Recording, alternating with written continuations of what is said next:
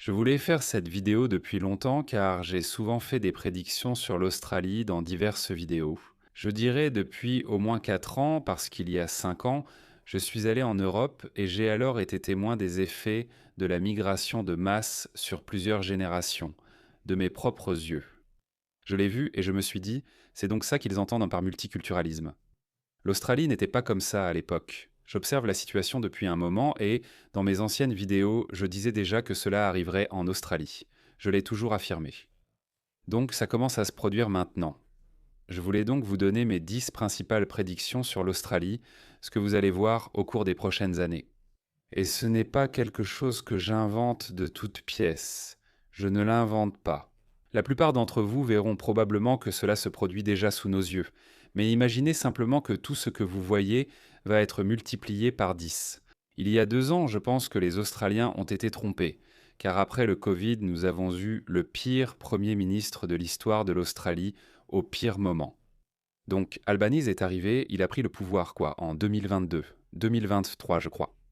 Et dès qu'il est arrivé, il a commencé à faire venir un demi-million de personnes par an. Pendant les 2 premières années, on n'a rien vu. Mais maintenant, ma première grande prédiction, c'est que vous verrez de plus en plus de banlieues australiennes, surtout à Melbourne et à Sydney. Et puis cela va aussi déborder sur d'autres villes qui sembleront de moins en moins australiennes et de plus en plus au tiers-monde. D'accord, je dis que ça ressemblera au tiers-monde. Ce n'est pas seulement que vous verrez des gens qui ont l'air différents, ce à quoi Anthony Albanese réduit toujours la question, en disant que ces gens veulent retourner à l'Australie des années 70. Ils vous détestent car vous semblez différents. Il ne s'agit pas seulement de l'apparence comme la couleur de peau, mais de l'esthétique de toute la région. Ce n'est pas parce que ces personnes ont une apparence raciale différente, mais vous verrez plus de dépôts sauvages, vous verrez plus de déchets dans les rues. Nous avons littéralement vu cela au Royaume-Uni et, tout récemment, même au Japon. Le Japon était réputé pour être l'un des pays les plus propres du monde, parce que cette propreté était profondément ancrée dans sa culture et sa mentalité, ce qui expliquait l'importance de l'hygiène pour ses habitants. Mais maintenant, depuis environ 1 an, ils ont commencé à inonder leur pays de migrants du tiers-monde. On voit désormais de nombreuses vidéos montrant des déchets et dépôts sauvages, laissés partout par les gens. C'est ce qui s'est produit au Royaume-Uni. Si vous visitez des quartiers musulmans ou indiens comme South Southall, vous penserez ne plus être à Londres. Je suis en Inde, au Pakistan ou ailleurs. Vous verrez cela de plus en plus. En ce moment, vous voyez cela à Bankstown à Sydney, peut-être à Leichhardt Noble Park, Sandon Park à Melbourne. Donc vous voyez cela. Maintenant, cela va commencer à se répandre dans d'autres banlieues. Ça va arriver. Il n'y a rien que vous puissiez faire à part élire un parti politique d'extrême droite comme One Nation et espérer que nous puissions inverser la tendance. Mais tant que le parti travailliste reste au pouvoir, l'Australie sera très différente de ce à quoi vous étiez habitués. Deuxièmement, vous verrez une forte augmentation de la criminalité. Maintenant, les données sont tout simplement indéniables. Même les centristes et les gens de centre-gauche ne l'ignorent plus. Ils ont reconnu que les personnes venant de cultures du tiers-monde apportent avec elles leurs valeurs culturelles, et les vols, viols et cambriolages explosent. Nous vivons cela en Australie, mais à une bien moindre échelle. Actuellement, des gangs africains le font. Vous avez sûrement vu les incendies criminels dans les boîtes de nuit, magasins d'alcool, bordels et clubs de striptease. Un homme du Moyen-Orient a même dit que la personne, j'ai oublié son nom, la personne qui est derrière ces attaques utilisait ces adolescents africains pour mener ces attaques, mais il n'extorquait pas d'argent. Il a même dit que ces choses sont haram. Donc c'est un aspect. C'est un mouvement idéologique plutôt que de la petite délinquance. Donc vous allez en voir de plus en plus. Vous allez en fait voir beaucoup de charia de facto. Nous avons observé ce phénomène au Royaume-Uni il y a près de 10 ans. J'ai déjà montré de nombreuses vidéos de patrouilles de la charia, où des musulmans harcèlent des femmes et des homosexuels. Allez-vous-en. Vous avez vu quelque chose de similaire en Australie où des hommes musulmans ont attiré des hommes gays sur des applications gays comme Grindr. Et ces vidéos ont largement circulé. Je n'ai pas besoin de vous les montrer. Donc, vous allez en voir davantage. Des crimes qui ne sont pas propres à l'Australie. Vous savez, les Australiens ont leur propre lot d'activités criminelles, mais ce ne sera pas de cette nature. Ce ne sera pas comme ce que faisaient les Australiens auparavant. Par exemple, les Australiens, même au plus fort de nos guerres de gangs, n'entrèrent pas par effraction dans les maisons des gens. Ils faisaient souvent des fusillades en voiture, mais pour une raison quelconque, ils ne pénétraient pas, ils n'entraient pas dans la maison. Ces gangs africains montrent qu'ils ignorent cette limite et aiment entrer par effraction, allant vraiment à l'intérieur. Certaines personnes sont malheureusement mortes. C'est ce que nous entendons par culture étrangère. Quand des personnes d'autres cultures arrivent, elles amènent leur vision, leurs activités et leurs formes de criminalité. Vous en verrez plus. Troisième point important, les femmes australiennes. Les femmes australiennes vont connaître, vont subir une augmentation soudaine de la violence sexuelle à leur encontre. Certains affirment que des comportements de type réseau de prédation sexuelle ont déjà été observés. Il faut cependant en comprendre la différence. Oui, l'Australie a aussi sa part de pédophiles, tout comme le Royaume-Uni, mais une nouvelle catégorie est apparue, donc il y a l'exploitation sexuelle des enfants au Royaume-Uni. Voilà comment ils l'ont catégorisé. CSE, exploitation sexuelle des enfants, puis GCSE, qui essaie l'exploitation sexuelle d'enfants commise en groupe. Ils ont constaté que dans la CSE, les hommes blancs représentent la plus grande part dans l'exploitation sexuelle des enfants. Vous savez, ce pédophile isolé qui attend juste d'attirer un enfant, vous voyez ce stéréotype classique, il rôde autour d'une cour d'école et tout ça. Et s'il se fait attraper, alors il va en prison, il reçoit une justice secondaire. C'est la culture occidentale. C'est comme ça que la société occidentale a traité ce problème. Vous introduisez maintenant une autre culture qui perçoit très différemment les enfants, en particulier les enfants considérés comme des infidèles, et considère aussi les enfants blancs autrement. Alors ce qu'ils font, c'est qu'ils ont introduit ce nouveau phénomène qu'on appelle maintenant GCSU, où ils manipulent les enfants, ils leur donnent de l'alcool, des cigarettes et de la drogue. Si tu as 13 ou 14 ans, si tu es un enfant vulnérable, ils exploitent cette faiblesse. Une famille blanche ne serait pas aussi prompte à exploiter une fille de 14 ans que quelqu'un issu d'une culture étrangère qui considère les infidèles comme des êtres inférieurs. Donc leur attitude envers elle est différente, et il y a une communauté qui se distingue au Royaume-Uni. Il s'agit de la communauté britanno-pakistanaise, pas des Sikhs britanniques ou musulmans bengalis britanniques. Vous savez, les musulmans bengalis britanniques ont leurs propres problèmes criminels, mais ils ne sont pas massivement surreprésentés dans le phénomène des gangs de prédation. Donc c'est la communauté britanno-pakistanaise. Et si on va plus loin, de quelle partie du Pakistan vient Mirpur? Pakistanais. Donc 50% des Pakistanais britanniques viennent de cette région appelée Mirpur. Donc même cette région est très en retard au Pakistan. Même la société pakistanaise traditionnelle ne... Je ne veux rabaisser personne, aucune communauté. J'essaie simplement de vous donner le plus d'informations possible pour que vous puissiez comprendre pourquoi les gens se comportent d'une certaine manière et pourquoi les cultures sont importantes. Donc, des personnes issues de ce contexte culturel ont exploité de jeunes enfants, leur ont fourni de l'alcool et toutes ces choses, et ils ont créé cette dépendance aux substances, puis ils les ont exploitées. Une fois qu'ils ont cette fille, cet enfant sous leur emprise, sous leur contrôle, alors ce que nous observons, ce sont certains des crimes les plus horribles perpétrés, et cela a continué pendant des décennies. Et ce qui est encore plus intéressant, c'est le fait que l'establishment, qui comprend des conseillers locaux, des membres de la police, même des députés, ce qu'ils ont découvert, c'est que, pour une raison quelconque, ils couvraient dans tout cela. Certains étaient même explicitement impliqués. Certaines personnes y avaient des intérêts. Mais certaines personnes l'ont simplement caché parce qu'elles ne voulaient pas que la communauté musulmane soit diabolisée.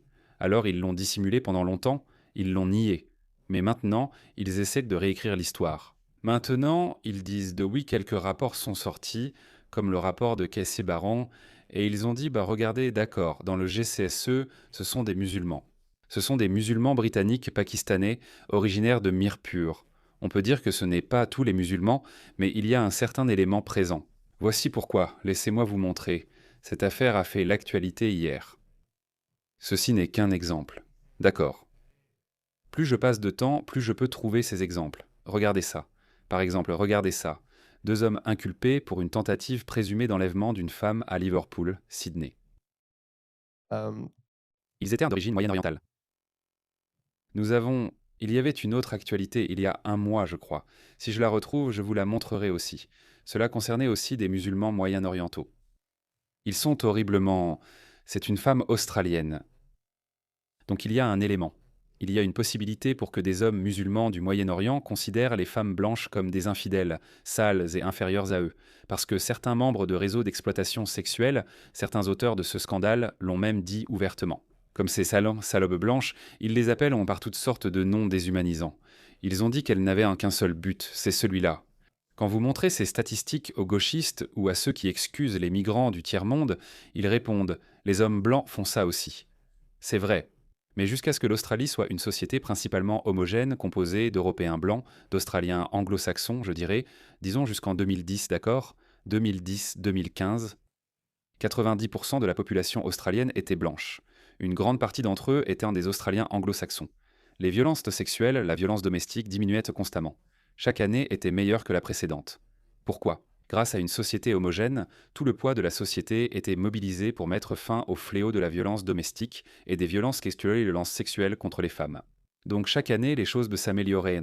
Et pas seulement ça, le nombre de victimes sur la route diminuait aussi parce qu'il est plus facile de former des hommes issus d'une société homogène que des hommes venant de cultures totalement différentes et étrangères. Par exemple, si vous faites venir une personne soudanaise, un enfant soudanais, même s'il grandit en Australie. Même s'il est né et a grandi en Australie, il ne va pas percevoir vos publicités contre la violence domestique ou les crimes sexuels comme une personne culturellement australienne. Il ne va tout simplement pas le voir de cette façon. Pourquoi? Parce que son père se comporte d'une manière totalement différente. Un père australien se comportera d'une manière complètement différente. Oui, certains Australiens le font Um, uh, commettre ces crimes. La violence domestique est un problème. Mais il sera montré du doigt pour ça. Je me souviens de cette grande campagne dans les années 2010 qui disait quelque chose comme «Violence contre les femmes, l'Australie dit non». Ces choses-là, ces messages subliminaux fonctionnèrent vraiment. Maintenant, imaginez ceci. Je crois que c'est le Bangladesh ou quelque chose comme ça. Imaginez, cette famille vient en Australie comme cela arrive déjà. Voilà le type de personnes migrants en Europe et ce sont ces gens-là qui viendront aussi en Australie. Je le dis depuis longtemps. Cela arrive. Vous savez ce que je veux dire? Ce n'est même plus une prédiction maintenant. Vous faites venir cette personne et vous lui montrez cette publicité. Violence contre les femmes, l'Australie dit non.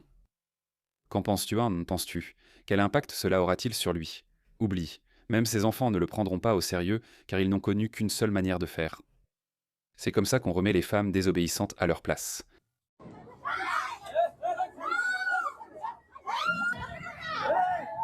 En gros, tout le village profite du spectacle.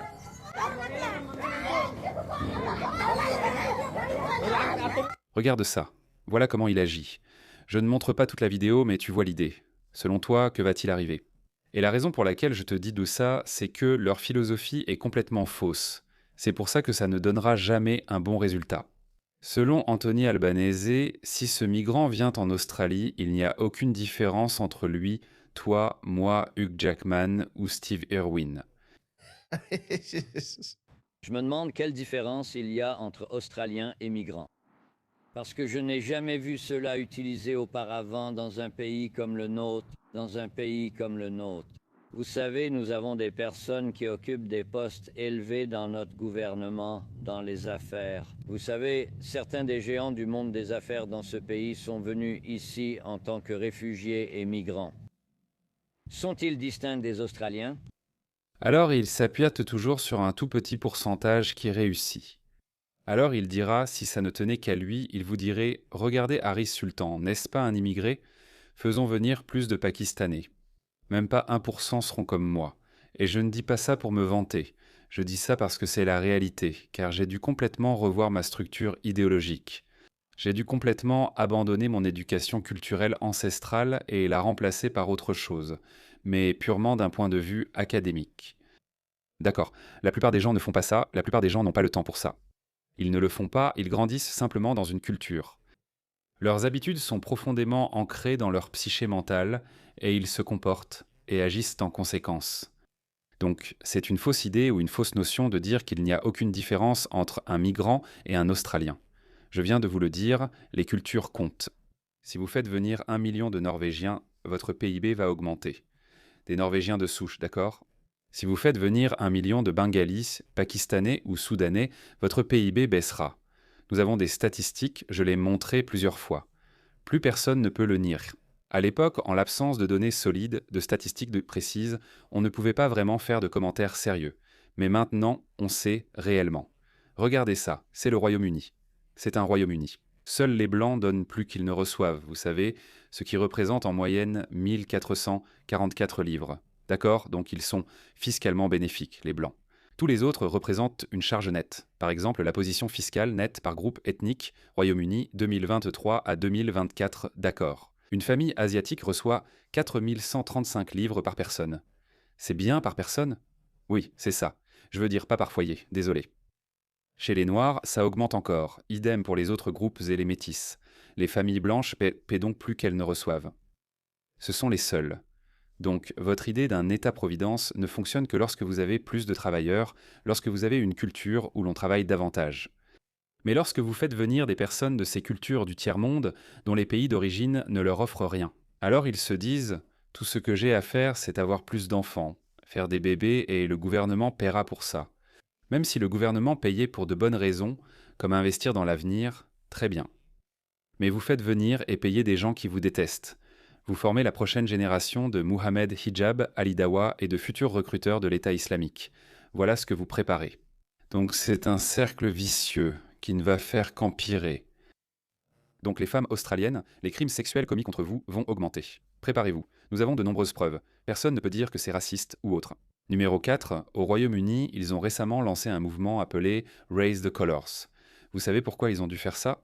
C'est parce que vous ne pouvez pas brandir l'Union Jack, car les gauchistes et les islamistes et les musulmans, même les musulmans ordinaires, disent qu'ils sont offensés par cela. Ils disent qu'ils sont offensés par le fait que vous brandissiez, que vous hissiez l'Union Jack, le drapeau de votre pays qui leur a permis d'avoir tout ce qu'ils ont. En Australie, ce n'est pas encore le cas, mais on commence à le voir. Je pense qu'à Victoria, c'était, je crois, de la semaine dernière ou cette semaine, il y a eu un reportage parce qu'à Victoria, nous avons un gouvernement travailliste progressiste. Justine T. Allen est un fanatique progressiste. Elle a discrètement retiré le drapeau australien de l'uniforme des gardiens de prison et l'a remplacé par le drapeau aborigène et le drapeau LGBTQ pour les gardiens de prison. Donc ils n'ont rien dit. Donc vous verrez le drapeau australien. Pour beaucoup de gens, cela sera perçu comme raciste par beaucoup de gens, et il sera stigmatisé d'agiter le drapeau australien. Ils n'aimeront pas ça, donc cela va arriver. Vous allez le voir. Il va falloir se battre contre ça. Ne vous laissez pas faire. Même les Britanniques, qui ont littéralement cédé du terrain volontairement aux islamistes, même eux ont dit « maintenant ça suffit ». Ce mouvement nommé Raise the Colours a donc commencé. Donc vous verrez le drapeau australien le tenir. Ça va devenir raciste. Juste le fait de le tenir. J'ai aussi dit cela et je pense que beaucoup d'Australiens le remarquent aussi. Bien que cela ne soit pas encore arrivé, au Royaume-Uni, ils ont arrêté plus de personnes pour des publications sur les réseaux sociaux que la Russie, la Chine ou certains de ces autres pays. Laissez-moi voir. Laissez-moi trouver les statistiques si je les ai. Donc, au Royaume-Uni, plus de personnes ont été arrêtées pour des publications sur les réseaux sociaux qu'en Biélorussie, en Allemagne, en Chine, en Turquie, en Russie. Russie, 400. Regardez ça, 12 000, 12 000. Je pense que c'est plus que les 6 suivants réunis. Donc je m'attends à ce que des gens ordinaires, et peut-être moi aussi. C'est pourquoi je dis depuis très longtemps que je m'attends à ce qu'on frappe à ma porte, surtout après les lois sur les discours de haine nouvellement inventés et adoptés à la hâte. C'est ce qu'ils ont fait au Royaume-Uni, c'est contraire à l'intérêt public. Donc le ministère de l'Intérieur du Royaume-Uni a ce privilège spécial où ils peuvent arrêter et même retirer la citoyenneté des gens si le ministre de l'Intérieur estime que quelque chose est contraire à l'intérêt public. Nous n'avons pas cela parce que notre haute cour, qui est la plus haute juridiction en Australie, l'a dit. On ne peut pas retirer la citoyenneté des gens, parce que c'est une punition, et la punition ne peut venir que de la loi et des tribunaux australiens, pas par le pouvoir exécutif du gouvernement. C'est un peu compliqué, mais une nouvelle loi sur les discours de haine a été créée. Je ne sais pas si beaucoup ont été arrêtés pour des publications sur les réseaux sociaux. Cela n'est pas encore arrivé en Australie, mais ne soyez pas surpris si cela se produit, car ceux qui dirigent l'Australie sont les mêmes que ceux qui ont détruit le Royaume-Uni, la France et l'Allemagne. C'est la même cabale. Je ne sais pas. Même si je ne rentre pas dans cette théorie du complot du grand remplacement, ça semble de plus en plus coordonné et organisé. Même s'il n'y a sans doute pas une grande table où des gens décident de notre sort, ce n'est peut-être pas si organisé. Mais pour une raison quelconque, leur idéologie, il y a des gens qui croient en cette idéologie mondiale, qui prennent des décisions et qui créent le même monde pour nous. Donc ce serait d'une arrogance et d'une naïveté monumentale de penser que cela n'arrivera pas en Australie. Donc cela va arriver. Vous serez arrêté pour vos publications sur les réseaux sociaux. Ce n'est pas encore arrivé, mais cela risque d'arriver.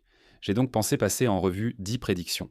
Donc voici mes 5 premières prédictions sur l'Australie, qui ne sont pas vraiment des prédictions parce que beaucoup d'entre vous diraient bah, allez, c'est évident.